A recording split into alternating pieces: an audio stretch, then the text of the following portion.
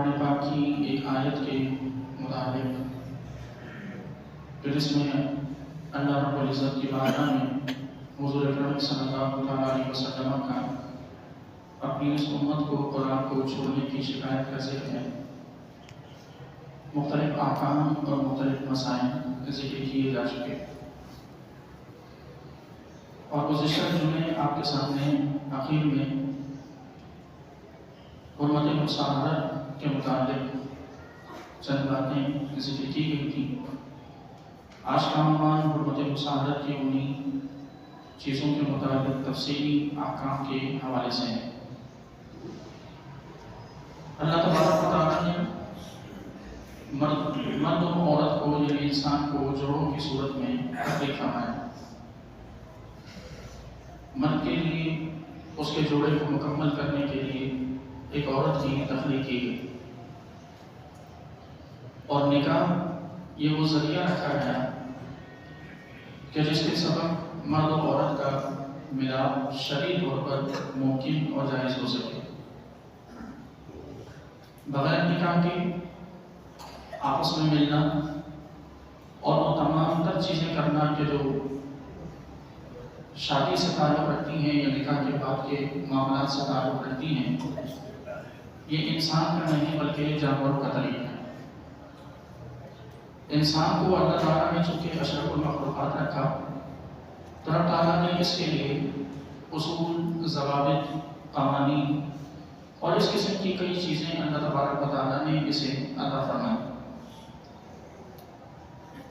اور اس کی بنیادی وجہ یہ کہ معاشرے میں کسی بھی طرح کسی بھی طور پر فساد نہ ہو سکے، معاشرتی تمام تر معاملات بہتر طریقے سے اور معاشرے کے تمام تر احکامات آپس میں ایک دوسرے کے ساتھ سمجھوتے اور شرعی احکام پر عمل کرتے ہوئے اطمینان، محبت کے ساتھ ان تمام معاملات کو سر انجام دیا جا سکے۔ نکاح کے حوالے سے گزشتہ جمعے تفصیلی بات ہو چکی کہ کن معاملات کی وجہ سے لڑکی کو دیکھنا چاہیے، رشتہ دیکھنا چاہیے، کن چیزوں کو ملوث خاطر رکھ کر نکاح کرنا چاہیے، نکاح میں تاخیر کرنا شرعی طور پر ناپسندیدہ ہے۔ یہ تمام باتیں ذکر کی جا چکی۔ آج ہم اس حوالے سے بات کریں گے کہ کون سی چیزیں ایسی ہیں یا کون سے رشتے ایسے ہیں کہ جن سے نکاح کرنا ہمیشہ کے لیے حرام ہوتا ہے، یا کون سی چیزیں ایسی ہیں کہ جن کی کرنے کی وجہ سے مرد و عورت جو ایک دوسرے کے نکاح میں ہوں ان کا نکاح فاسد ہو جاتا ہے۔ اور یہ وہ چیزیں ہیں کہ جو ہمارے معاشرے میں بے تحاشا پائی جا رہی ہیں۔ آج چونکہ سوشل میڈیا کا دور ہے، فحاشی قریانی بالکل عام اور کھلی ہے، اور ایسی خبریں اور ایسے واقعات ہمارے اس ملک کے بھی اور دنیا کے بھی لوگوں، دنیا کے تمام کوشوں سے ملتی ہیں کہ جن میں حرمت جو رشتوں کا جو تقدس ہوتا ہے وہ پامال کیا جاتا ہے۔ رشتوں کی آپس میں جو حرمت ہے اسے پامال کی جاتی ہے، اور جس کی وجہ سے ہمیں یہ اندازہ تک نہیں ہوتا کہ کب جو ہے وہ کسی عورت کا جو اپنے شوہر کے نکاح میں ہو کب وہ نکاح فاسد ہوا، اور اس کے بعد سے اب تک ان کا تمام تر ملاپ، تمام تر تعلق وہ سارا کا سارا حرام کے زمرے میں جا رہا ہے۔ جن کا رہنا ایک دوسرے کے ساتھ حرام تھا ان کا پھر تعلق رکھنا اور مجامعات کرنا، جماع پتی وغیرہ کرنا، یہ ساری چیزیں پھر اس پر ڈیپینڈنٹ ہیں۔ اللہ تبارک و تعالیٰ نے قرآن مجید فرقان حمید میں سورہ نساء میں 5ویں پارے کے اختتام پر اللہ تبارک و تعالیٰ نے ان چیزوں کو 4تھے پارے کے اختتام پر اللہ تعالیٰ نے ان چیزوں کو بڑی تفصیل سے ذکر فرمایا۔ ارشاد فرمایا کہ وَلَا تَنكِحُوا مَا نَكَحَ آبَاؤُكُم مِّنَ النِّسَاءِ، کہ جن عورتوں سے تمہارے باپ نکاح کر چکے ہوں ان سے تم نکاح نہ کرو، ان سے کسی بھی طرح تمہارا نکاح کرنا درست نہیں۔ یہ حرمت مصاحرت کی سب سے بڑی دلیل ہے اللہ تبارک و تعالیٰ نے جو قرآن میں ذکر فرمایا، یعنی باپ کی منکوحہ سے، چاہے وہ اپنی ماں ہو یا سوتیلی ماں جسے ہمارے یہاں عموماً کہا جاتا ہے، اولاد کے لیے اس سے نکاح کرنا قطعاً جائز ہے، کیونکہ حضور اکرم اکرم صلی اللہ علیہ وسلم کے دور میں اس آیت کے نازل ہونے سے پہلے تک یہی طریقہ اور یہی رواج تھا کہ جو سوتیلی ماں ہوتی یا تو وراثت میں تقسیم ہو جاتی یا پھر اس کے بیٹے جو ہے سوتیلے بیٹے وہ اپنی ماں سے ہی نکاح کر دیا کرتے۔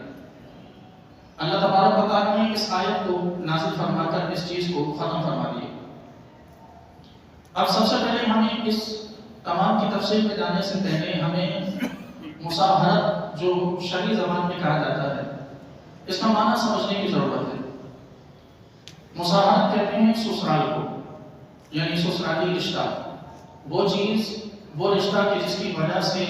کسی عورت کے اصول یعنی اس کی ماں کی ماں، دادی، نانی وغیرہ یہ ساری چیزیں مرد پہ حرام ہوتا ہے، یا کسی عورت سے نکاح کی وجہ سے اس کے فروع یعنی اس کی بیٹی، پوتی، نواسی وغیرہ وہ اس مرد پر حرام ہو جائے، یا اس عورت کی بھتیجی، بھانجی وغیرہ اس مرد پر وہ حرام ہو جائے۔ تو یہ چیزیں حرمت مصاہرت سے تعلق رکھتی ہیں، جسے عرف عام میں ہمارے یہاں سسرالی رشتہ کہا جاتا ہے۔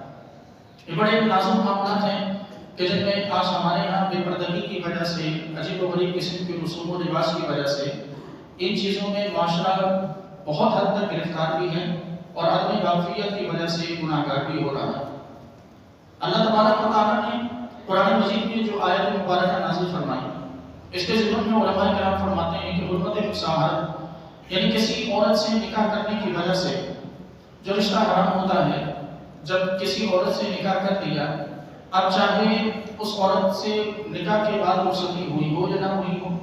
اس عورت سے بدی اور مجامات ہوئی ہو یا نہ ہوئی ہو، دونوں صورتوں میں اس عورت کی ماں مرد پہ حرام ہو جاتی ہے۔ اس کی ماں بھی حرام، اس کی دادی، نانی، اوپر کے سارے رشتے جو خواتین کے ہیں وہ سارے کے سارے اس مرد پر حرام ہو جاتے ہیں۔ اسی طرح اس عورت کی بیٹی کہ جو کسی اور شوہر سے تھی، مثال کے طور پر کسی عورت کا نکاح ہوا، اس کی بیٹی ہوئی اور وہاں سے طلاق ہو گئی یا شوہر کا انتقال ہوا، اس نے دوسرے شوہر سے نکاح کر دیا، اب نکاح کرتے کے ساتھ ہی اس عورت کی وہ جو پہلے شوہر سے بیٹی تھی کہ اس دوسرے شوہر پر وہ حرام۔ اگر اس آدمی نے اس عورت سے دخول کیے بغیر یعنی اس سے بدی یا مجامات کیے بغیر اس عورت کو طلاق دے دی، صرف نکاح کے بعد طلاق دے دی، تو بھی اس کی بیٹی سے نکاح کرنا اس کے لیے شرعی طور پر جائز نہیں ہے، نہ ماں سے نہ بیٹی سے۔ اسی طرح یہ رشتے مزید اسی طرح چلتے ہیں کہ عورت جب کسی مرد کے نکاح میں آتی ہے تو مرد کا باپ یعنی اس کے شوہر کا باپ جو عورت کا سسر کہلاتا ہے، وہ سسر اس عورت پر حرام ہو جاتا ہے۔ شوہر کا اگر پہلے سے کوئی بیٹا ہے تو وہ بیٹا اس عورت پر حرام ہو جاتا ہے۔ شوہر کا سسر اور اس کے اوپر اسی طرح چلتے چلے جائیں، باپ، دادا، پردادا یا نانا، یہ سارے کے سارے رشتے عورت پر حرام۔ نیچے سے بیٹی یا بیٹا یا بیٹے کا بیٹا، پوتا، نواسا، یہ تمام کے تمام رشتے عورت پر حرام ہو جاتے ہیں۔ یعنی مرد و عورت جب ایک دوسرے کے نکاح میں آتے ہیں تو دونوں کے اصول یعنی اوپر کے رشتے اور دونوں کی فروع یعنی نیچے کے رشتے، یہ سارے کے سارے ان پر ہمیشہ کے لیے حرام۔ اور ایسے حرام بھی نہیں کہ جب طلاق دے دی کہ اگر کسی شوہر نے اپنی بیوی کو طلاق دی تو اس کی ماں سے نکاح کرنا جائز ہو گیا یا اس کی بیٹی سے نکاح کرنا جائز ہو گیا۔ یہ حرمت موقتی کہلاتی ہے، یعنی ایسی حرمت کی جو ہمیشہ کے لیے، جس میں اب طلاق کے بعد بھی کسی قسم کے نکاح کی کوئی گنجائش ہرگز نہیں۔ ہمارے یہاں ان تمام رشتوں میں تو لحاظ کیا جاتا ہے کیونکہ یہ رشتے بالکل واضح ہوتے ہیں اور ان میں نکاح نہیں کیا جاتا۔ لیکن ایک اور چیز ہے کہ جو ہمارے معاشرے میں آج کے اس دور میں بہت زیادہ پائی جا رہی ہے، شہوت کے ساتھ چھونا، شہوت کے ساتھ کسی کو دیکھنا اور گلے لگنا، یہ چیزیں ہیں کہ جو اس وقت معاشرے میں بہت عام ہے۔ سسر کا بہو کو گلے لگا لینا، ساس کا داماد کو گلے لگا لینا، یہ بالکل نارمل چیزیں ہمارے یہاں سمجھی جاتی ہیں، جبکہ شرعی طور پر اس کی اجازت ہرگز نہیں ہے۔ باپ کا بیٹی کا اپنے باپ کے ساتھ سونا، بیٹے کا اپنی ماں کے ساتھ سونا، یہ ہمیں بڑا عام لگ رہا ہے۔ ہمارے یہاں چونکہ یہ چیزیں نارمل ہیں، لیکن یہ اتنی خطرناک چیزیں ہیں کہ ہم ان کا تصور بھی نہیں کر سکتے۔ اس کی ایک مثال بھی لے لیجیے کہ ایک بیٹا اپنی ماں کے ساتھ سوتا ہے اور سونے میں بیٹے کو یا ماں کو شہوت ہو گئی، دونوں میں سے نیند کی حالت میں ہی اگر سے دونوں نے ایک دوسرے کی اعضاء کو چھو لیا اور بغیر کپڑے کے چھو لیا تو ماں اپنے شوہر پر ہمیشہ کے لیے حرام۔ ہم یہ تصور بھی نہیں کر سکتے کہ یہ کس قدر سخت احکام. چاہے بیٹے کو شہوت ہوئی ہو، بیٹا ماں کو بغیر کپڑے کے چھو لے یا کپڑے کے ساتھ ہی چھوئے، لیکن کپڑا اتنا باریک ہو کہ بیٹے کے ہاتھ پر ماں کے جسم کی گرمی محسوس ہو، حرارت جسم کی محسوس ہو، تو بھی ماں ہمیشہ کے لیے اپنے شوہر پر آنا. ماں کے دل میں شہوت پیدا ہو گئی، ماں نے اپنے بیٹے کو اس ارادے شہوت کے ساتھ چھو لیا،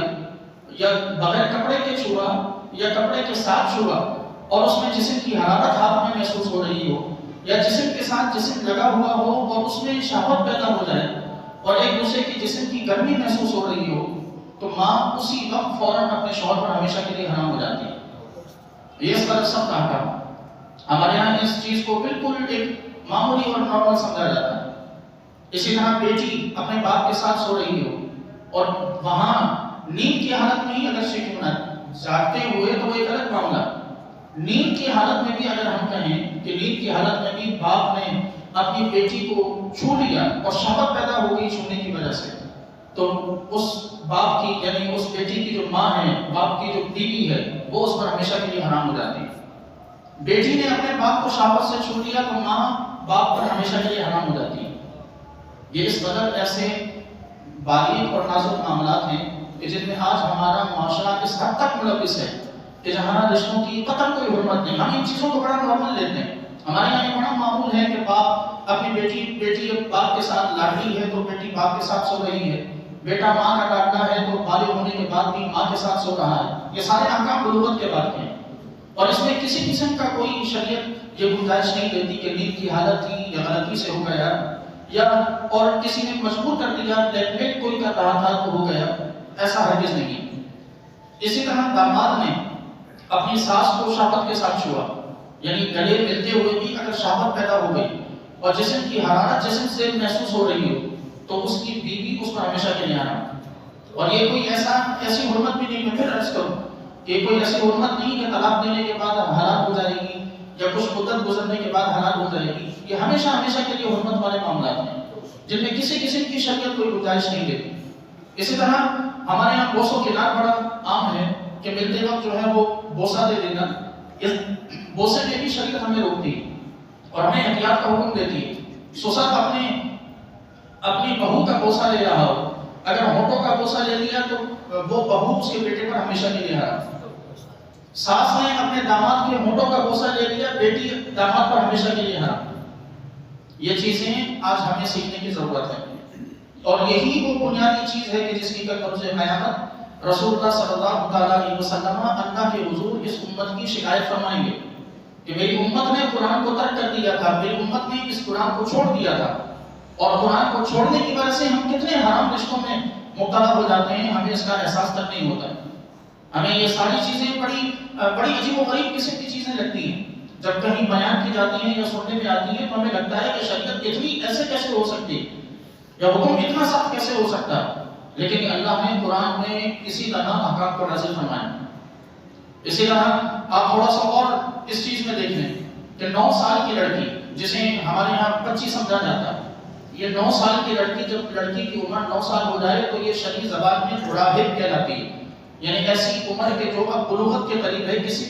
بھی وقت لڑکی بالغ ہو سکتی ہے. اس عمر میں بھی باپ کے ساتھ لڑکی کو اٹھنے بیٹھنے میں، سونے میں، لیٹنے میں، گلے لگنے میں احتیاط کی ضرورت ہے. اگر لڑکی یعنی یوں سمجھ لیجئے کہ بچی کی عمر 10 سال ہے اور 10 سال کی عمر میں وہ باپ کے ساتھ سوئے اور سوتے ہوئے اسی طرح کا کوئی معاملہ پیش آ جائے، یعنی شہوت پیدا ہو جائے، دونوں کے جسم ایک دوسرے کے ساتھ بسوں اور باپ کے دل میں یا بیٹی کے دل میں شہوت پیدا ہو جائے تو ماں ہمیشہ کے لیے باپ پہ حرام ہو جاتی ہے. لڑکے کی عمر 12 سال کے بعد سے 15 سال تک یہ وہ عمر ہے کہ جو قریب البلوغ کہلاتی ہے. الا یہ کہ 12 سال کے بعد 12 سال کی عمر میں لڑکا بالغ ہو جائے، 13 سال کی عمر میں بالغ ہو جائے، جب تک بالغ نہ ہو تو 15 سال کی عمر تک یہ عمر وہ کہلاتی ہے کہ جسے ہم قریب البلوغ کہتے ہیں، یعنی بالغ ہونے کے قریب کی عمر. اب 12 سال کی عمر کے بعد ماں کو اپنے بیٹے کے معاملے میں احتیاط کرنی چاہیے. ہمارے یہاں تو ایک ہی بستر پر لیٹنا، کھیلنا، کودنا، یہ ساری چیزیں بڑی عام سمجھی جاتی ہیں اور اس میں کسی قسم کی احتیاط وغیرہ نہیں کی جاتی. یہاں شریعت ہمیں روکتی ہے اور شریعت اسی وجہ سے بتاتی ہے کہ جب لڑکا اور لڑکی جب ہوش والے ہو جائیں، یعنی ہوش سنبھالنے لگیں، چیزوں کو سمجھنے لگیں، تو پھر ان کے سامنے بھی ماں اور باپ کو پردہ کرنے کا حکم ہے.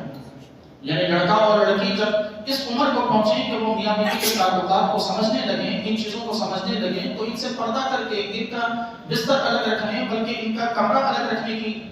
رکھنے کا حکم ہے کہ کسی کی طرح وہ کسی ایسے عمل میں مبتلا نہ ہو جائیں. ان کے دل میں ماں، بیٹے کے دل میں ماں کے متعلق یا بیٹی کے دل میں باپ کے متعلق کوئی ایسی شہوت انگیز کوئی بات نہ ہو جائے کہ آگے چل کر یہ سارے کے سارے رشتے حرام ہو جائیں.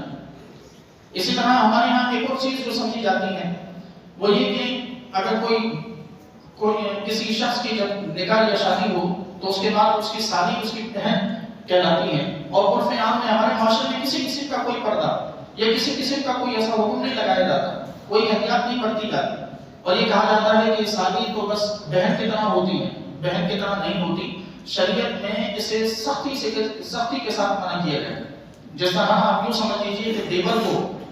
بھابھی کے لیے موت قرار دیا گیا، اسی طرح بہن بھائی اپنی سالی کے لیے موت ہے. اور موت کس طرح کہ اس کے رشتے میں یہ وہ رشتہ ہوتا ہے کہ جس میں بندہ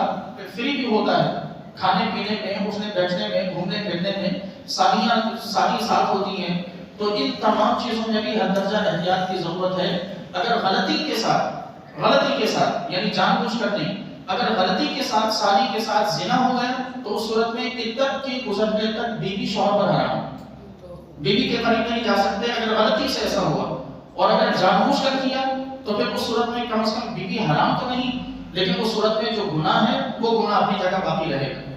ان تمام چیزوں میں یاد رکھیے کہ شہوت کا ہونا یہ بڑا ضروری ہے. میں ممبر پر بیٹھا ہوں تو میں کوئی یہ نہ سمجھے کہ میں کیسی باتیں کر رہا ہوں، یہ بالکل شرعی احکام اور شرعی مسائل آپ کے سامنے ذکر کر رہا ہوں کہ ہمیں یہ بھی سمجھنے میں غلط فہمی ہو جاتی ہے کہ شہوت کسے کہتے ہیں. شہوت مرد کا اعلی تناسل منتشر ہو جائے، یعنی مرد کا اعلی تناسل ذکر جو ہے وہ کھڑا ہو جائے تو یہ شہوت کہلاتی ہے. اور اگر اس کنڈیشن میں یعنی بیٹی کو چھوا اور اس کنڈیشن میں اعلی تناسل میں انتشار پیدا ہوا، حرمت ثابت ہو جائے گی.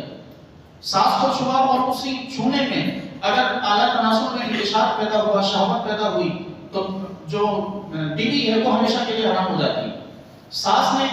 اپنے داماد کو چھوا اور ساس کی طبیعت میں ہیجان پیدا ہوا، یعنی اس کے دل میں زنا کی خواہش پیدا ہو گئی، تو اس صورت میں اس کی بیٹی اس کے داماد پر ہمیشہ کے لیے حرام ہو جاتی ہے. یعنی مرد کی طرف سے شہوت کا جو معیار ہے، جو اسٹینڈرڈ جو بتایا شرعی طور پر جو بتایا گیا وہ یہ بتایا گیا کہ اس کے اعلیٰ تناسل میں انتشار پیدا ہو. اور عورت کی طرف سے یہ بتایا گیا کہ اس کے دل میں ہیجان پیدا ہو، اس کے دل میں زنا کا، اس کے دل میں جماع کا شوق پیدا ہو. اور یہ شوق کا پیدا ہونا یہ اس کے لیے یہ شہوت ہے، اور اس شہوت کی وجہ سے تمام کے تمام ایسے جو معاملات پیش آتے ہیں ان کے رشتے حرام ہو جاتے ہیں. اسی طرح اگر کسی شخص نے اپنی بیٹی کو یا کسی سسر نے اپنی بہو کو چھوا اور سسر نے بہو کو چھوا اور چھوتے ہی اسے انزال ہو گیا تو اس صورت میں کم از کم یہ حرمت کا حکم نہیں لگے گا. بیٹی اس کی جو بہو ہے وہ اس کے بیٹے پر حلال ہی رہے گی، لیکن چھونے کی وجہ سے جو گناہ ملنا ہے وہ اپنی جگہ باقی ضرور ہے. یعنی یہ تمام تر مسائل تعلق رکھتے ہیں اس بات پر کہ جب چھوٹے وقت جو ہے وہ انسان کے دل میں شہوت پیدا ہو. بعض کنڈیشنز ایسی ہوتی ہیں کہ مرد جو ہے وہ اپنی بیٹی کو چھوئے، باپ نے اپنی بیٹی کو چھوا یا باپ نے اپنی بیٹی کی شرمگاہ کو دیکھ لیا، لیکن اس وقت دل میں ایسا کوئی خیال نہیں. جب بیٹی وہاں سے چلی گئی، نظروں سے اوجھل ہو گئی، اب دل میں عجیب و غریب قسم کے خیال پیدا ہوں تو اس صورت میں کوئی حکم نہیں. یہ صرف اس کنڈیشن میں ہے کہ جس وقت چھوٹے وقت یہ دل میں خیال پیدا ہو یا طبیعت میں شہوت پیدا ہو عورت کے دل میں یا مرد کے دل میں، تو اس صورت میں یہ احکام ہوں گے. وگرنہ بعد میں اگر ایسے کوئی خیال پیدا ہو، بعد میں طبیعت میں شہوت پیدا ہو، بعد میں عورت کے دل میں ہیجان یعنی جماع کا وطی کا شوق پیدا ہو تو اس صورت میں کوئی حکم نہیں لگتا. اسی طرح اگر کوئی ہمارے یہاں یہ بھی معاشرے میں ہے کہ ساس یا سسر بیمار ہیں، مفلوج ہیں، بستر پر پڑے ہیں، بہو ان کی خدمت کرتی ہے. سسر کی خدمت کرتے ہوئے سسر کا جو ہے وہ اسے پاکی وغیرہ کے معاملات طے کروانا، تو اس میں شریعت کی احتیاط بتاتی ہے کہ اگر وہاں بہو کے دل میں کوئی بھی ایسی شہوت انگیز خواہش پیدا ہو گئی تو وہ اپنے شوہر پر ہمیشہ کے لیے حرام ہو جائیں گے. بیٹا اپنی ماں کی خدمت کرتا ہے، بیٹا اپنی ماں کی خدمت کر رہا ہے اور ماں مفلوج ہے، بیٹا اپنی ماں کی پاکی ناپاکی کے معاملات کو بھی دیکھتا ہے. وہاں ماں کی شرمگاہ پر نظر پڑنے کی وجہ سے بیٹے کے دل میں شہوت پیدا ہو گئی تو اس کی ماں اس کے باپ پر ہمیشہ کے لیے حرام ہو جائے گی.